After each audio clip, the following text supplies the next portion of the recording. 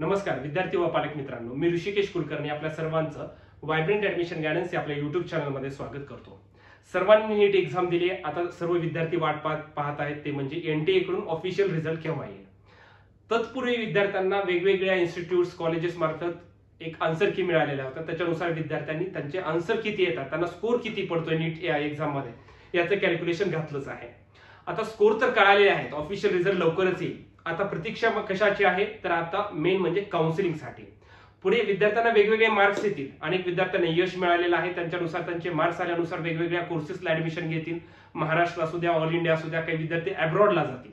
या सर्व क्षेत्रामध्ये वायब्रंट गेल्या अनेक वर्षापासून कार्यरत आहे। महत्वाचं काय, आता कुठलेही ऍडमिशन प्रोसेस घ्या तर पहिली स्टेप महत्वाची असते ते म्हणजे डॉक्युमेंट। विद्यार्थ्याकडे डॉक्युमेंट असणं आणि कोणकोणते डॉक्युमेंट्स लागतात हे माहीत असणं खूप जास्त गरजेचं आहे। आणि आता तो आहे खरा टाइम, म्हणजे आता रिझल्टच्या आधी विद्यार्थ्याकडे पहिली स्टेप काय असली पाहिजे तर डॉक्युमेंट्स रेडी पाहिजेत। डॉक्युमेंट्सच्या शिवाय आपण ऍडमिशन प्रोसेस मध्ये काहीच करू शकत नाही। एखादं जरी डॉक्युमेंट नसेल किंवा चुकीचं डॉक्युमेंट जर असतील तर विद्यार्थ्यांना ऍडमिशन मिळत नाही। त्यामुळे विद्यार्थ्यांनी एक लक्ष द्यायचंय की डॉक्युमेंट्स सर्व असणं गरजेचं आहे। मग हे डॉक्युमेंट्स काय लागतात हे या व्हिडिओच्या माध्यमातून आपण क्लिअर करणार आहोत। मित्रांनो, वायब्रंट मध्ये काउन्सिलिंग साठी ऍडमिशन सुरू झालेले आहेत। लवकरात लवकर ऍडमिशन घ्या, लवकर आपल्या बॅचेस सर्व फुल होतात। सांगायचं झालं तर आपली पहिली बॅच फुल झालेली आहे, त्यामुळे लवकरात लवकर ऍडमिशन घ्या। आपलं वायब्रंटचं लातूर, बीड, बारामती, नांदेड, पुणे, संभाजीनगर इथे ऑफिस आहे। जाऊन व्हिजिट करा, तुमचे आलेले स्कोर सांगा, त्याच्यानुसार काय पॉसिबिलिटीज होतील, पुढे कुठल्या कुठल्या करिअर ऑपॉर्च्युनिटीजला तुम्हाला सामोरे जाता येईल याचं सर्वच डिस्कशन करण्यासाठी आमची टीम तत्पर आहे। मित्रांनो, आता या व्हिडिओच्या माध्यमातून आपण पाहूया की एक्झॅक्टली डॉक्युमेंट्स काय लागतात आणि हे डॉक्युमेंट्स मी तुम्हाला लाईव्ह तसं दाखवणार आहे की काय डॉक्युमेंट्स असतात, कसे असतात। काही विद्यार्थी स्पेशल रिझर्वेशन मध्ये येतात, काही डोंगराळ भाग, महाराष्ट्र कर्नाटक बॉर्डर, डिफेन्स मध्ये काय लागू शकतं, हे सर्व गोष्टीचं गॅप सर्टिफिकेट कसं असतं, मेडिकल फिटनेस सर्टिफिकेट कसं असतं, ह्या सर्व गोष्टीचं आपण डिस्कशन या व्हिडिओच्या माध्यमातून करणार आहे। आता स्क्रीनच्या बघा, तुम्हाला स्क्रीनवरती डॉक्युमेंट्सची लिस्ट इथे दिसत असेल, ठीक आहे। तर आता याच्यामध्ये बघा महत्वाचे डॉक्युमेंट्स काय लागतात आणि काही डॉक्युमेंट्स सर्व विद्यार्थ्यांसाठी लागतात। सुरुवातीचे डिस्कशन करणारे सर्व विद्यार्थी, सर्व कॅटेगरीच्या विद्यार्थ्यांसाठी काही कॉमन डॉक्युमेंट्स लागतात। बघा इथे सांगितलेलं आहे वैद्यकीय प्रवेशासाठी लागणारी कागदपत्रे, list of required documents for medical admission process, ठीक आहे। आता बघा required documents for all category, म्हणजे सर्वांकडे काही कॉमन डॉक्युमेंट्स असतात ते असणं गरजेचं आहे।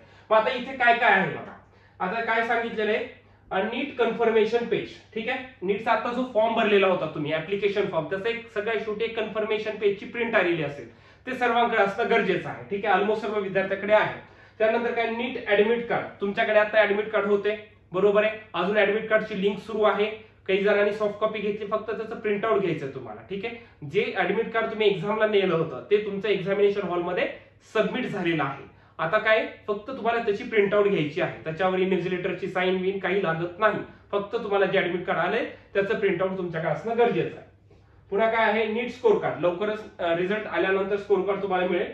त्यानंतर SSC marksheet, SSC passing certificate, म्हणजे 10वीची मार्कशीट आणि पासिंग सर्टिफिकेट म्हणजे काय थोडक्यामध्ये सनद असं त्याला म्हणतात, ठीक आहे। हे दोन्ही विद्यार्थ्याकडे असणं गरजेचं आहे। ज्या विद्यार्थ्यांचं 10वी हे सीबीएसई बोर्डामधून किंवा आयसीएसई बोर्डामधून झालेली आहे अशा विद्यार्थ्यांसाठी स्कोर कार्ड आणि पासिंग सर्टिफिकेट हे एकच असतं। त्यामुळे बाकी जे स्टेट बोर्ड मध्ये विद्यार्थी आहेत त्यांना मार्कशीट पण घ्यावं लागेल, म्हणजे स्कोर कार्ड पण लागेल आणि पासिंग सर्टिफिकेट ज्याला सनद असं म्हणतो, हे दोन्ही डॉक्युमेंट्स लागतात विद्यार्थ्यांकडे। हे दोन्ही डॉक्युमेंट्स असणं गरजेचं आहे, ठीक आहे। त्याच्यानंतर पुढे काय एचएससी मार्कशीट, म्हणजे तुमची 12वीची मार्कशीट, हे प्रत्येक विद्यार्थ्याकडे असणं गरजेचं आहे। जे विद्यार्थी फ्रेशर्स आहेत, ज्यांचा अजून 12वीचा रिझल्ट येणं बाकी आहे, त्यांना लवकरच त्यांच्या ह्याच्याकडून सर्टिफिकेट भेटेल।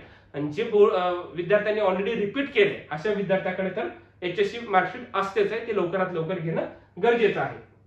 त्यानंतर बघा कॉलेज लिव्हिंग सर्टिफिकेट, ज्याला आपण टीसी असं म्हणतो, हे टीसी देखील विद्यार्थ्याकडे असणं जास्त गरजेचं आहे, ठीक आहे। हे कंपल्सरी डॉक्युमेंट्स आहेत, म्हणजे टीसी पण तुम्हाला लागते।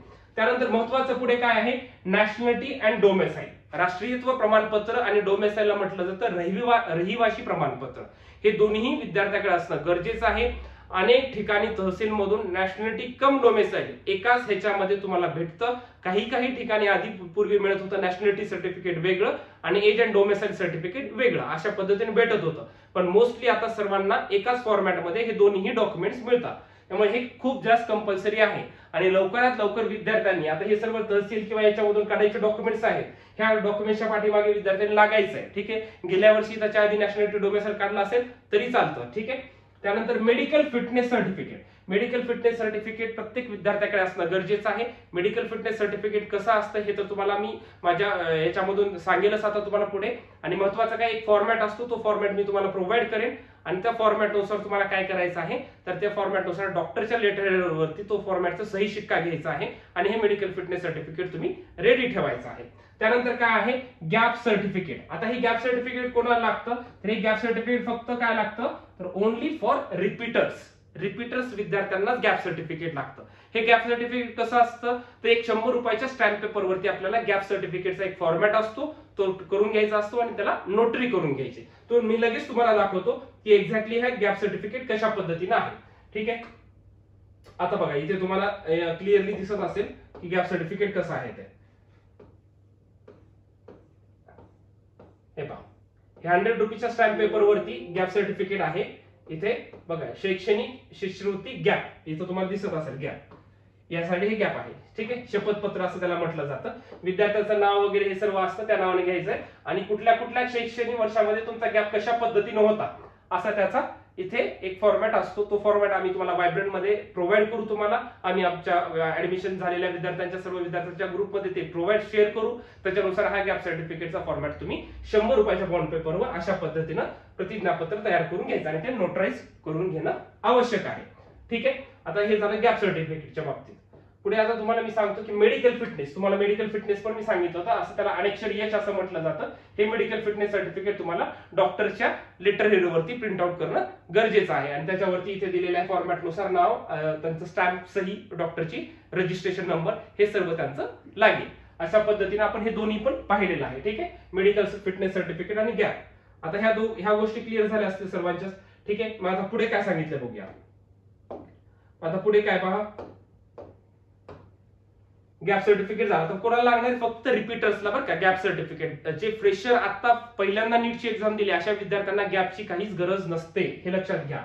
आणि पुढे काय स्टुडंट आधार कार्ड हे ऑलमोस्ट सर्व विद्यार्थ्यांकडे असणारच आहे आणि पासपोर्ट साईज फोटो. आता जे फोटो आहेत ते कुठले असले तरी चालते, ते नीटच्या एक्झामच्या वेळेस असावे असं काही नाहीये. कुठले पण ऍडमिशनच्या वेळेस एक 15 ते 20 फोटो तुमच्याकडे असणं गरजेचं आहे. इथून पुढच्या ऍडमिशन प्रोसेसमध्ये हे फोटो लागतात. ह्या कॉमन गोष्टी ठीक आहे, सर्व विद्यार्थ्यांसाठी लागणाऱ्या ह्या कॉमन गोष्टी आहेत. NEET confirmation page, admit card, score card लवकरच येईल. त्यानंतर 10वी आणि 12वीचे सर्व सर्टिफिकेट्स, पासिंग सर्टिफिकेट म्हणजे सनद ते पण लागेल. त्यानंतर कॉलेजची टीसी त्याला म्हणतात लिव्हिंग सर्टिफिकेट. नॅशनॅलिटी डोमेसाईल लवकरात लवकर काढून घ्या, ज्यांच्याकडे आहे काही फरक पडत नाही तेच चालवा. त्यानंतर मेडिकल फिटनेस सर्टिफिकेट फॉर्मॅट मी दाखवलाय ते तयार करून घ्यायचंय. नंतर गॅप सर्टिफिकेट फक्त रिपीटरसाठी, त्याचा फॉर्मॅट देखील मी दाखवलाय आणि हे सर्व तुम्हाला आम्ही शेअर करू. माझ्या टेलिग्राम चॅनलमध्ये मी शेअर करणार आहे सर्वांनी. टेलिग्राम चॅनलची लिंक व्हिडिओच्या डिस्क्रिप्शन बॉक्समध्ये दिली आहे. लवकरात लवकर आपला टेलिग्राम देखील ग्रुप तुम्ही जॉईन करून घ्यायचा आहे. त्यानंतर फोटो आणि आधार कार्ड. ठीक आहे, आता हे झाले इथले डॉक्युमेंट्स. आता पुढचं बघा काय आहे महत्वाचं. आता ऍडिशनल डॉक्युमेंट्स बघा. आता हे झाले सर्व विद्यार्थ्यांसाठी कॉमन लागणारे. आता कॅटेगरीनुसार काय काय डॉक्युमेंट्स लागतात हे देखील आपण डिस्कशन करूया.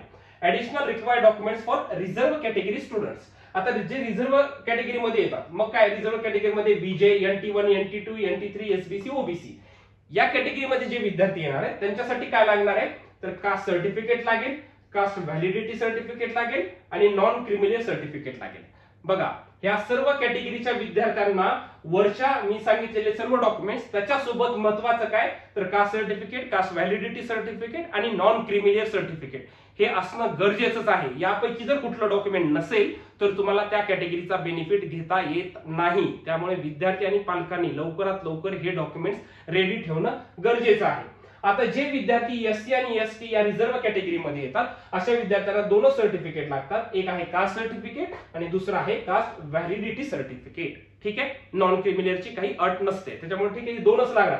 जे विद्यार्थी SC आणि ST या प्रवर्गामध्ये येतात अशा विद्यार्थ्यांना कास्ट सर्टिफिकेट, व्हॅलिडिटी एवढंच लागणार आहे आणि बाकीच्या सर्व विद्यार्थ्यांना कास्ट सर्टिफिकेट, व्हॅलिडिटी आणि नॉन क्रिमिलियर हे देखील सर्टिफिकेट लागणार आहे.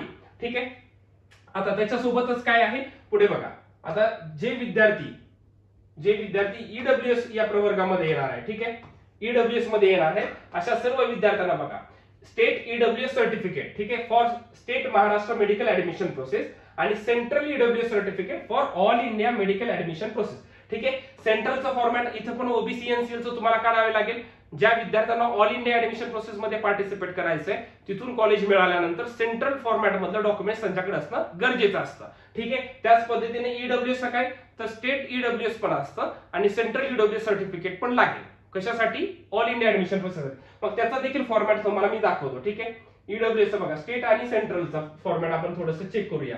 आता बघा एनेक्शर ए म्हणजे काय असतं तर स्टेट आपलं स्टेट मधलं सर्टिफिकेट आणि ते तुम्हाला ऍडमिशन प्रोसेस साठी लागतं. आणि सर्व ईडब्ल्यूएस सर्टिफिकेट हे 1 एप्रिल 2024 पासून पुढचं लागणार आहे. आधीचं अजिबात चालत नाही. ठीक आहे, 1 एप्रिल 2024 पासून पुढे काढलेले असणं गरजेचं आहे. ज्यांचं नाहीये त्यांनी लवकरात लवकर काढून घ्यायचं.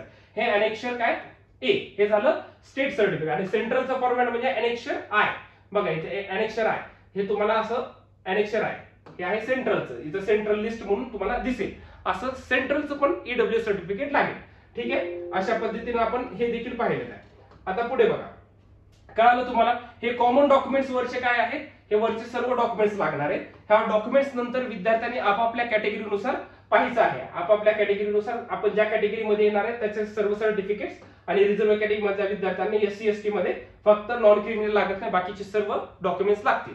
जे विद्यार्थी आता मराठा कॅटेगरीमध्ये येणार आहेत, जे विद्यार्थी मराठा कॅटेगरीचा हे घेणार आहेत तर अशा सर्व विद्यार्थ्यांना काय लागणार आहे एसईबीसी हा जो प्रवर्ग आहे त्याच्यानुसार त्यांचे सर्व डॉक्युमेंट्स काढणं त्यांना गरजेचं आहे. त्यामुळे अशा सर्व विद्यार्थ्यांनी लवकरात लवकर तहसीलमध्ये जाऊन तुम्ही हे सर्व डॉक्युमेंट्स काढून घेणं जास्त गरजेचं आहे. ठीक आहे, जे विद्यार्थी मराठा कॅटेगरी एसईबीसी या प्रवर्गामध्ये मोडतील अशा सर्व विद्यार्थ्यांकडे त्यांच्या कॅटेगरीचे caste certificate, validity, non criminal हे सर्व सर्टिफिकेट त्यांच्याकडे असणं गरजेचं आहे. त्यामुळे त्यांनी सुद्धा ते सर्टिफिकेट काढायचे आहे. आता ईडब्ल्यूएसचं पण सांगितलं, सर्व कॅटेगरीच्या विद्यार्थ्यांचं पण सांगितलं. आता हे तर डॉक्युमेंट्स आपण डिस्कशन केलं. याच्यासोबत महत्वाचं काय आहे तर याच्यासोबत काही स्पेशल रिझर्वेशन्स असतात. ठीक आहे, काही स्पेशल रिझर्वेशन्स आहेत. आता हे स्पेशल रिझर्वेशन्स काय आहेत ते देखील आपण आता इथे डिस्कस करूया. ठीक आहे, आता काही स्पेशल रिझर्वेशन्स आपण बघूया. ठीक आहे, आता इकडे पहा, याच्यामध्ये पहा आता डिफेन्स मध्ये additional required documents for special reserve category. आता हे सर्वांसाठी कंपल्सरी आहे का मित्रांनो तर सर्वांसाठी बिलकुल नाही.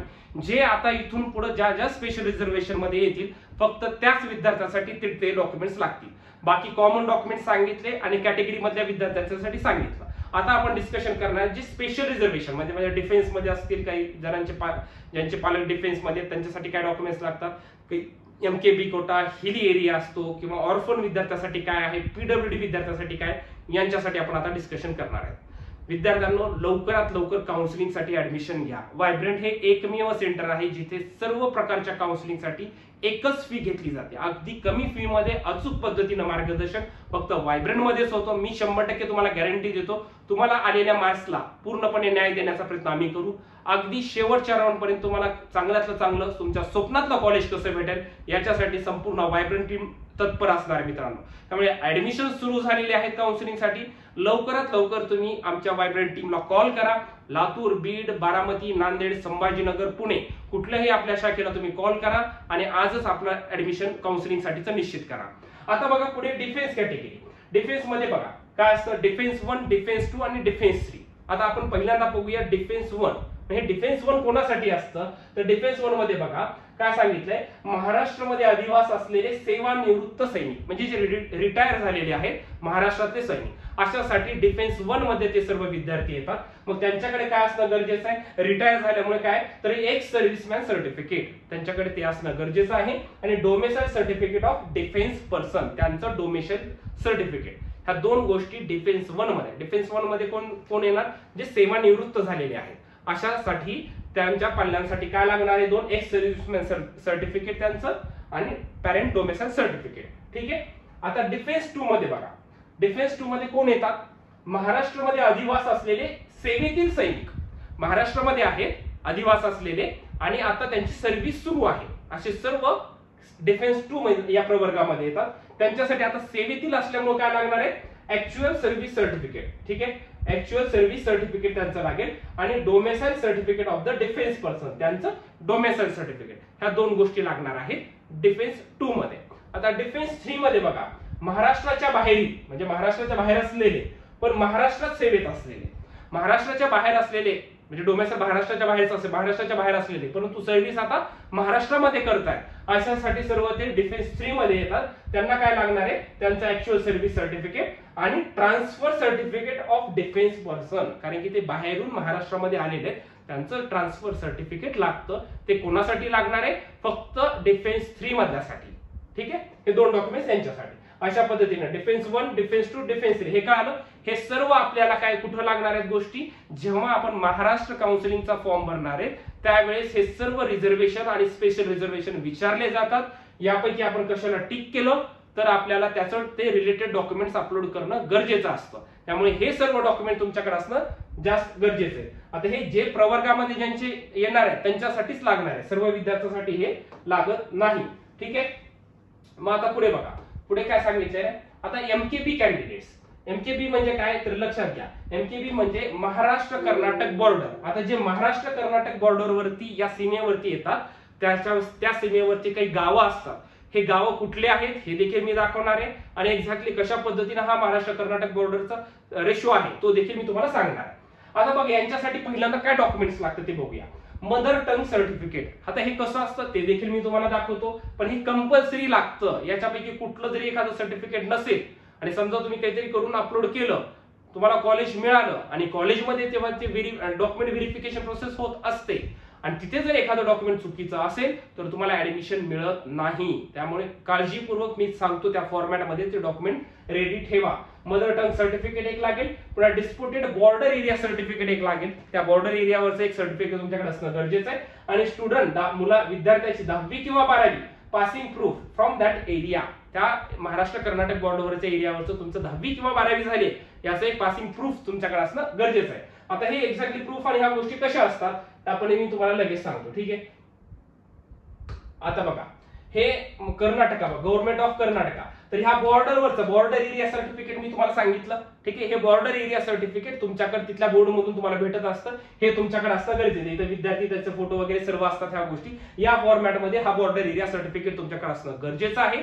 हा फॉर्मॅट मी माझ्या टेलिग्राम चॅनलमध्ये देतो, आपल्या व्हॉट्सअपच्या ग्रुपमध्ये देतो. लवकरात लवकर विद्यार्थ्यांनी ऍडमिशन घ्या, जेणेकरून हे व्हायब्रंटमध्ये टप्प्याटप्प्याने तुमचे सर्व डाऊट आम्ही क्लिअर करत असतो. ठीक आहे, हे झालं बॉर्डर एरिया सर्टिफिकेट. आता बघा मी तुम्हाला काय सांगितलं, दुसरं तुमची 10वी किंवा 12वी तिथून तुम्ही पास झालात याचं एक पासिंग प्रूफ लागतं. आता हे बघा हे पासिंग प्रूफ सर्टिफिकेट त्या शाळेमधून किंवा त्या कॉलेजमधून तुम्हाला मिळत असतं. अशा पद्धतीने तुम्ही त्या कॉलेजमध्ये होता, शाळेमध्ये होता, तिथे तिथल्या तुमच्या प्रिन्सिपलची सही, हेडमास्टरची सही आणि त्यांचा शिक्का त्या सर्टिफिकेटवर असणं गरजेचं आहे. हे त्याचं त्या विद्यार्थ्याचं पासिंग प्रूफ आहे. ठीक आहे, आता हे पासिंग प्रूफ देखील आपण बघितलं. त्याच्यानंतर एक सांगितलं होतं मदर टंग सर्टिफिकेट.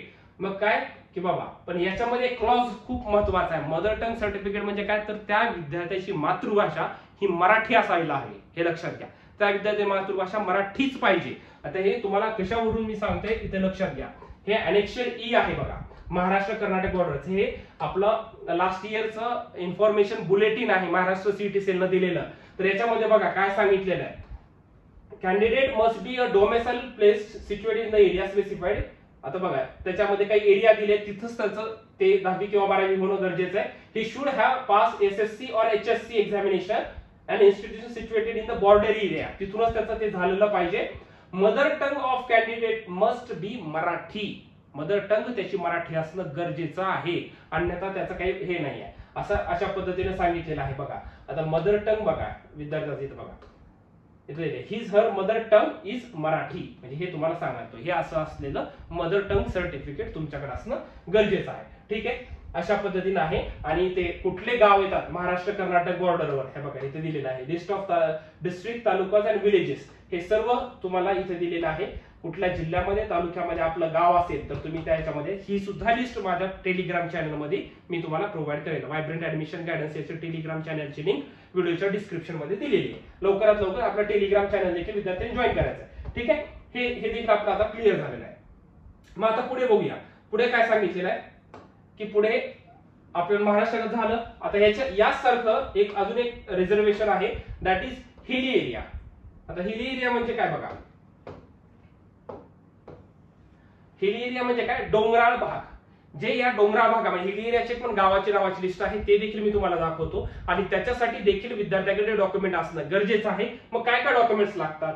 जे विद्यार्थी डोंगराळ भागामध्ये येतात त्यांना हिल एरियाचं एक सर्टिफिकेट लागतं आणि त्याच्यानंतर parent domicile certificate from same hilly area, त्याच हिली एरियामधून पालकांचं डोमेसाईल सर्टिफिकेट पण लागतं. आणि महत्वाचं काय, स्टुडंट SSC और HSC passing proof from that area.